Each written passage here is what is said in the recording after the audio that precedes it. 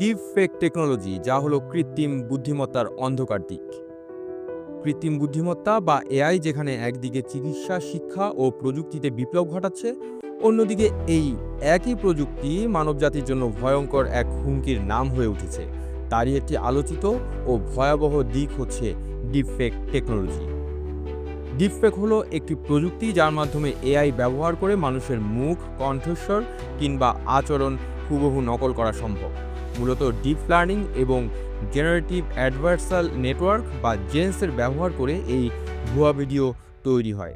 প্রথম দিকে এটি বিনোদন বা সিনেমার ক্ষেত্রে ব্যবহার হলেও বর্তমানে এটি ছড়িয়ে পড়েছে রাজনীতি, পর্নোগ্রাফি ও প্রতারণার জগতে। ২০২৩ সালে ভারতের বেশ কয়েকজন অভিনেত্রীর মুখ বসানো ডিপফেক ভিডিও সামাজিক মাধ্যমে ভাইরাল হলে পুরো দেশ জুড়ে আতঙ্ক তৈরি হয়। তেমনি ইউক্রেন যুদ্ধ চলাকালে ইউক্রেনের প্রেসিডেন্ট ভলোদিমির জেলেনস্কির একটি ভুয়া আত্মসমর্পণের ভিডিও প্রকাশ করা হয়, যেটি ছিল সম্পূর্ণ ডিপফেক। এই প্রযুক্তি এখন শুধু মানুষকে বিভ্রান্তই করছে না, বরং রাষ্ট্রীয় নিরাপত্তা ও গণতান্ত্রিক প্রক্রিয়াকেও প্রশ্নবিদ্ধ করছে। বাংলাদেশেও সাম্প্রতিক সময়ে কিছু রাজনৈতিক নেতা ও সামাজিক প্রভাবশালীদের ভুয়া ভিডিও ছড়িয়ে পড়েছে ফেসবুক ও টিকটকের মতো প্ল্যাটফর্মে। বিশেষজ্ঞরা বলছেন, ২০২৬ সালে জাতীয় নির্বাচন সামনে রেখে এই প্রযুক্তির অপব্যবহার আরও বাড়তে পারে।